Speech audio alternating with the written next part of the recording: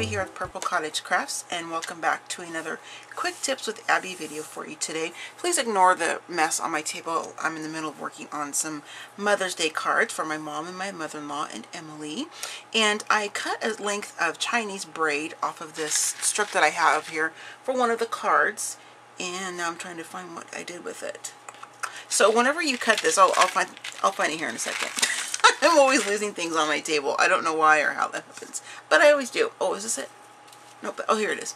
So when I cut this little strip off this length I have right here, of course it's going to fray in the ends because you're cutting apart the braiding.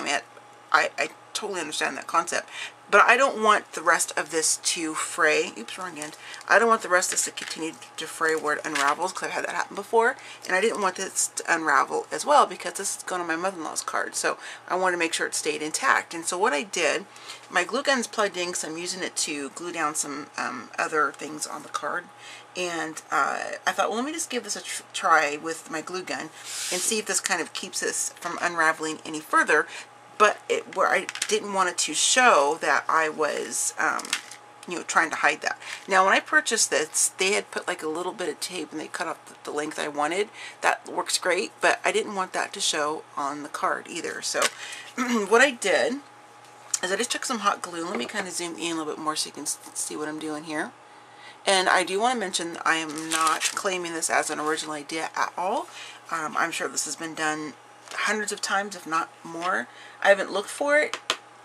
You know, I just kind of thought it would be kind of a another option of keeping this and preventing it to continue to unravel there. So I'm just going to put a little bit of hot glue, make sure I'm staying in frame here, on the back side of the braid, and I'm going to kind of go towards the top, and then that's probably a little bit too much, but that's okay. And then what I did is I just took it and I just kind of pushed it down, and then I'm just pushing the top of the braid so that the little individual bits of the fabric or the cording that they use to make this is kind of getting pushed into that glue from the bottom side up. Now what I have here, this is one of my tools for my Cricut, and I actually use this for more purposes other than my Cricut, and I call this my paper seam ripper. It works perfectly. So I'm just going to go ahead and kind of go underneath here and kind of scrape it up. If I took my fingernail like I tried before, it would continue to unravel because I would break that bond of the hot glue. So I'm just going to kind of scrape underneath there. And you want to make sure you're doing this on a surface that will not get damaged from the hot glue. So I'm just using one of my self-healing cutting mats. You could use on Tim Holtz's new glass mat or any glass mat. I've done that before too. Not for this, but something different, and it doesn't damage it at all. So that is, oops, that is the tip there. I just added the glue on. It's on the bottom. So when I use this material, it's always where the bottom is stuck to the paper or whatever. So nobody's going to know when you cut that length off to use it again that there's a little bit of hot glue on the bottom. They're just not going to know because it's glued down flat, of course. So that is going to prevent the rest of this Chinese braid to continue from unraveling because I have the threads all stuck together by that glue. I hope that makes sense.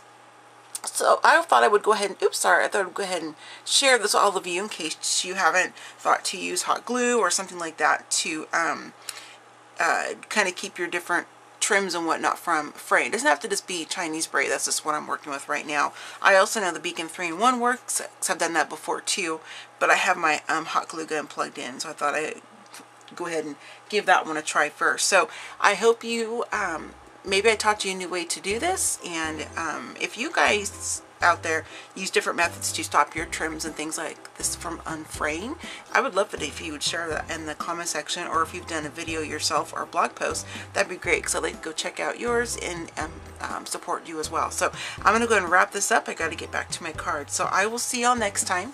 Happy scrapping, happy planning, and happy crafting, and I'll see you in my next video. Bye.